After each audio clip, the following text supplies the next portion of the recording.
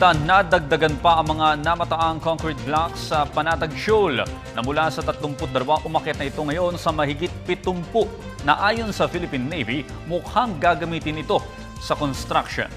Para sa detalye, balita mo kami, Waywaya Makalma.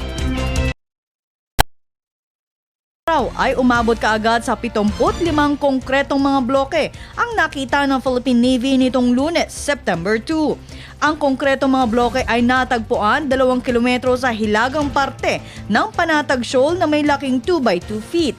Ngunit hindi naman masabi ni Dr. Peter Galvez kung papaano na ilagay ang mga bloke sa lugar.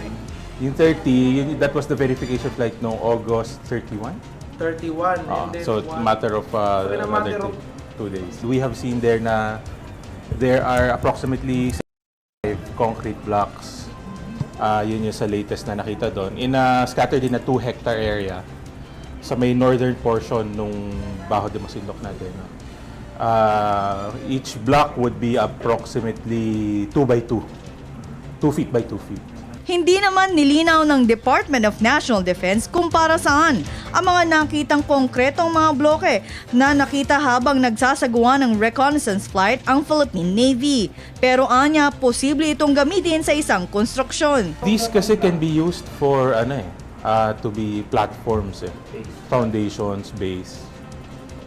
So that's why, as we said earlier, it could be a prelude to any other form of construction. Bukod doon, namataan ng Navy ang 3 Chinese Coast Guard sa paligid ng Panatag Shoal. Ngunit ang misyon ngayon ng ahensya ay maiwasan na matulad ang Panatag Shoal sa Mischief Reef na kung saan ito ngayon ay isang active naval detachment at military garrison ng China. Kaya naman isinusulong ngayon ng pamahalaan ang panibagong paghahain ng diplomatic protest laban sa China na kung saan ipinaubaya na ng Department of Foreign Affairs ang paghain ng kaso. Gayunman, siniguro ng hukbong sandatahang lakas ng Pilipinas na patuloy nilang minomonitor ang Panatag Shoal.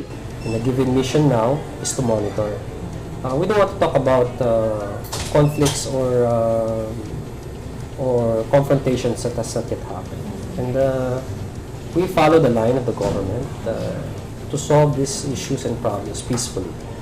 In any shift of our mission for whatever purpose, we leave it to our commander-in-chief, being the president being the commander-in-chief. Para sa telebisyon ng Bayan, Waywaya Makalma.